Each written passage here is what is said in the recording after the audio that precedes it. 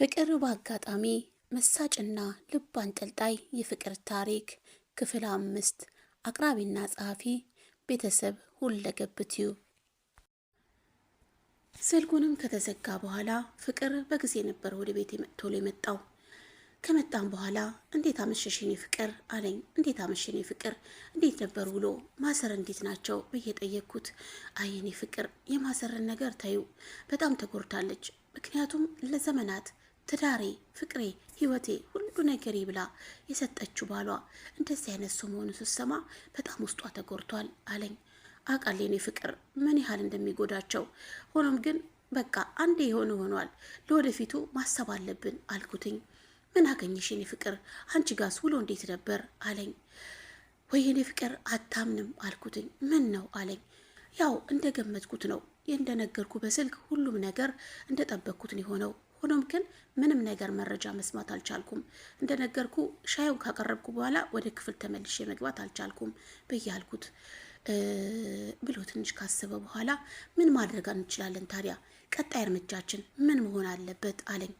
ታውቃለህ የኔ ፍቅር አንድ ነገር አስቤያለሁ ብያልኩትኝ። ምን አሰብሽ የኔ ፍቅር አለኝ። ለምን ቢሮ ድብቅ ካሜራ አናስቀምጥም? ከዛ ማንም የሚገባ ማንም የሚወጣ የሚያደርጉትን መከታተል እንችላለን ብያልኩትኝ። ዋው ምርጥ አይዲያ! አይ የኔ ፍቅር የኔ ባቶኝ ምን ይሻለኝ ምን ይቆጨ ነበር አለኝ። አንተ ደግሞ አታካብድ እባክህ አልኩትና በቃ እራት በልተሃል አልኩትኝ። አዎ ትንሽ ከማዘር ጋር ቀምሻለሁ አለ። በቃ እኔ ትንሽ ልቅመስና እንተኛለን አልኩትና የቤት አጋዤ ያልኳቸውን ጠራዋት። እሷም በፍጥነት ወደ እኔ መጣች። ትንሽ የሚበላ ነገር አልኳት። ቡና ማዘጋጅቻለሁ አለች። አንቺ የልብ አውቃ እኮ ነሽ፣ በቃ ቡናውንም አምጪው አልኳትና ሁሉም ይዛልኝ መጣች። እራትን በላው፣ ቡናዬንም ጠጣው። ሳምዬም አንድ ሲኒ ቡና ጠጣ። ልጃችንም ተኝቶ ስለነበረ እንዳንረብሸው ቀስ ብለን ገብተን እኛም ወደ መኝታችን እረፍት አደረግን። በመነጋታውም ተነስተን እኔም ወደ ስራ ገበታዬ፣ ሳሜም ወደ እናቱ አመራ።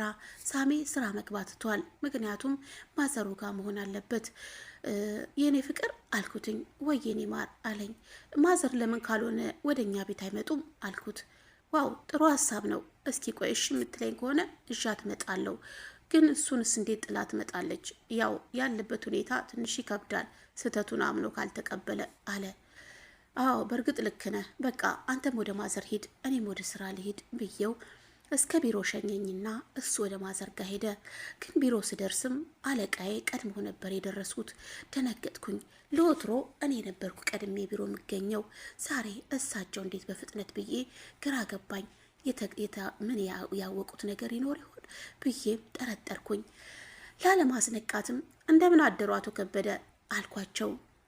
እንዴት አደርሽ ወጣት፣ ሁሉ ሰላም አሉኝ። እግዚአብሔር ይመስገን። ዛሬ እንዴት አለ ወትሮ አልኳቸው። አንድ ደንበኛ እመጣለሁ ብሎኝ በጠዋት አስገባኝ አሉ። አይ እንደዛ ከሆነ ጥሩ አልኳቸውና ወደ ቢሮ ያመራውኝ። ቢሮም ከደረስኩ በኋላ እንደ ወትሮዬ ስራዬን ለመስራረት ጉድ ጉድ ስል አንድ ወጣት ወደ ቢሮ መጣ ብሎ በሩን አንኳኳ። አቤት ምን ልታዘዝ አልኩትኝ። አቶ ከበደ ይኖራሉ አለኝ። አዎ ቢሮ ናቸው። ምን ነው ትእዛዝ አለ አልኩትኝ። አይ ቀጠሮ ነበረን አለኝ። ኦኬ ቢጠብቁት አንተን ነው? እንግዲያውስ ቢሮ ናቸው ብዬ በስልክ እንግዳ እንደመጣ አሳወቅኳቸው። ወደ ቢሮ እንድጋብዘውም ጠየቁኝ። እኔም ወደ ቢሮ ጋበዝኩትኝ። ሁኔታውን ለመከታተል ሻይ ቡና ያስፈልግ እንደሆን ብዬ ልጠይቅ ሄድኩኝ። ቆይ አንድ 10 ደቂቃ እንግዳ አለኝ ሌላ የሚመጣ አሉ። ዋው አልኩኝና በመጠበቅ ላይ ሳለው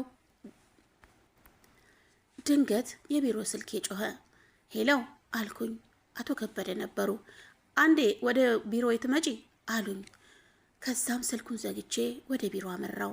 ቢሮም ስደርስ ልወጣ ነበርና እዚህ ይህችን ዶክሜንት ሰርተሽ ጠብቂኝ አሉኝ። ምክንያቱም መጀመሪያ ካሜራውን ለማስቀመጥ ጊዜ አላገኘሁም ስለነበረ አሁን በመውጣታቸው በጣም ደስ አለኝ። እሺ አለቃዬ እንደ ትእዛዙ አልኩኝና ዶክሜንቱን ተቀብዬ ወደ ቢሮ ያመራው።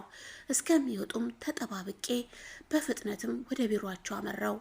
አውቄም የቡና ሲኒውን እዛው ረስቼው ስለነበረ አንድ ማንሳትም ይጠቅመኛል ብዬ ወደ ቢሮ አመራውና እንደተለመደው የምፈልግበት ቦታ ካሜራዬን አስቀመጥኩኝና በፍጥነት ወጣው።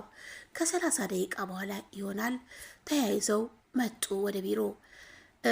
ዶክሜንቱን ጨረሽ አሉኝ። በሚገባ አቶ ከበደ ሁሉን አስተካክያለሁ አልኳቸው። በይ ወደ ቢሮ ይዘሽልኝ ነይ አሉኝ። የታዘዝኩትንም ወደ ቢሮ እሽላቸው አመራው። አድርሼም ተመለስኩ። ሆኖም ግን ዶክሜንቱን ኮፒ አድርጌ እጄ ላይ አስቀርቼ ነበረ። ዶክሜንቱ ላይ የሚታየው የተለያዩ ህገወጥ የሆኑ የተለያዩ መድኃኒቶች እንዲሁም የሕክምና ቁሳቁሶች ከውጭ የሚያስገባ ድርጅት ነበረ። ዋው እንዴት ታድያለሁ! አንድ መረጃ ይዤ ገባ ብዬ ደስ አለኝ። ከደቂቃዎችም በኋላ ያ በቀደም የመጣው አዲስ ልውጥ ሰው ሁለት ሆነው መጡ። ሁለቱም ወደ ቢሮ አመሩ። ከደቂቃም በኋላ እንዲሁም የሳሚ አባት በፍጥነት ወደ ቢሮ ገቡ። እንዴ ዛሬ እንዴት ነው ነገሩ ብዬ በግርምት እየተመለከትኩ ነው። ካሜራዬንም ከፍቼ እጄ ላይ ባለው ስልክ እከታተል ጀመር። እንደጠበቅኩት ነው። ሁለቱ ህጋዊ ፖሊሶች ናቸው። እና የሳሚ አባትንና አቶ ከበደ የሚረዱ ያ ወጣትም በአባቱ ድርጅት የተለያዩ ነገሮችን የሚያንቀሳቅስ ወጣት ነው። በእርግጥ አባቱ አሁን በህይወት የለም። እሱ ነው ድርጅቱን ተረክቦ ሁሉን ነገር የሚያንቀሳቅሰው። ወክሴው ማርና ክርስቶስ አልኩኝ። ምክንያቱም ይህ ወጣት ሆኖ እንዴት እንደዚህ አይነት ድርጊት ላይ ይሰማራል? እሱ ወጣት ሆኖ ከነዚህ ሰዎች ጋር እንዴት ወንጀል ይሰራል? በማለትም ግርምት ውስጥ ገባው። ከዛም እነዛ ሁለት ፖሊሶች ነገሮችን በአግባቡ እየሄደ እንደሆነ ለሁሉም መረጃውን አደረሱ። እንደጠረጠርኩት አቶ ከበደ እና የሳሚ አባት ለዘመናት ይህንን ድርጊት ሲሰሩ ለካ ያልተደረሰባቸው ከኋላቸው አንድ አጋዥ ወንጀልን ደባቂ የህግ አካል እንደነበረ የጠረጠርኩት እውን ሆኖ ሳገኘው በጣም ገረመኝ። በፍጥነትም ለፍቅር ደወልኩለት። ሄሎ የኔ ፍቅር እንዴት ዋልሽ አለኝ። አታምንም አልኩትኝ። ምን ተፈጠረ አለኝ። እንደገመት ነው አልኩት። ማለት አለኝ። አባትም ወደ ቢሮ መጥቶ ነበረ፣ እንዲሁም አንድ ደንበኛ ወደ ቢሮ መጥቶ ነበር አልኩትኝ። እና ምን ተፈጠረ አለኝ። ነገሮችን ለመስማት ቸኩሎ ታውቃለህ፣ ለዚህ ያህል ዓመታት ይህን ወንጀል ሲሰሩ የሆነ ሰው ከኋላቸው ህግ አካል አለ ብዬ ካልነበር አልኩትኝ። አዎ ብለሽ ነበረ፣ ግን ታዲያ ምን ተፈጠረ አለኝ። ቆይ ልነግርህ አይደል እኔ ፍቅር አልኩትኝ። ልቤን አንጠለጠልሽ እኮ ንገሪኝ ቶሎ በይ አለኝ። እሺ ከማሰራ አቅበልና ሁሉን ነገር አዳምጠኝ አልኩትኝ።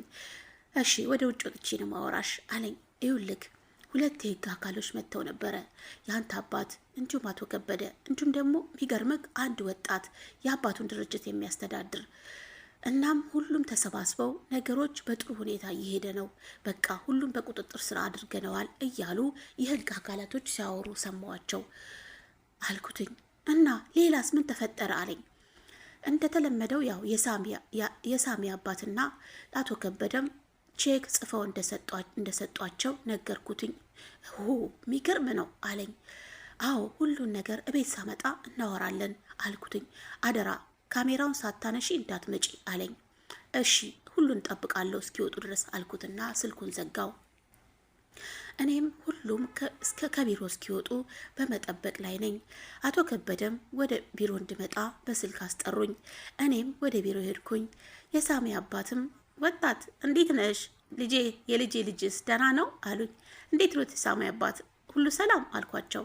አዎ የልጆት ልጅ ጎርምሷል እግዚአብሔር ይመስገን አልኳቸው። ፈገግ አልኩና ሁሉም እያዩኝ ሰላም አሉኝ። እንዴ ለካ የልጅ ሚስት ናት እንዴ አሉ። አዎ እንዴት አይነት ጥሩ ልጅ መሰለችህ አለና ለፖሊሱ አስተዋወቀኝ። ሰላም አልኩትኝና ስሜን ተለዋወጥን። ከዛም አቶ ከበደም በይ እንግዲህ ቢሮውን አስተካኪ እቃዎችንም አነሳሺ ብለው ሁሉም ተያይዘው ወጡ። በፍጥነትም ካሜራውን ካስቀመጥኩበት አንስቼ የተዝረከረከውን አስተካክዬ የቡና ሲኒዎቹንም በፍጥነት ይዤ ወጣሁኝ። ሰላም ጤና ይስጥልን ውድና የተከበራችሁ የቤተሰብ ሁለገብ ዩቲዩብ ተከታታዮች በያላችሁበት ሰላማችሁ ብስት ይበል። ዛሬም እንደተለመደው እንግዲህ ፍቅር በአጋጣሚ ይዤላችሁ የቀረብኩት ይሄን ይመስል ነበር። ለቻናሌ አዲስ የሆናችሁ ላይክ፣ ኮሜንት፣ ሰብስክራይብ ማድረጋችሁን አትዘንጉ። ቤተሰብ የሆናችሁ ደግሞ እንደተለመደው ሼር በማድረግ እንዲሁም ሀሳብ አስተያየታችሁን በማስቀመጥ እንድታበረታቱኝ ከወዲሁ አቅርቦት እጠይቃለሁ። ኢትዮጵያ ሀገራችን ሰላም ያርግልን። በሌላ ቪዲዮ እስከምንገናኝ በያላችሁበት ቸር ሰንብቱ። እወዳችኋለሁ። ባይ ባይ።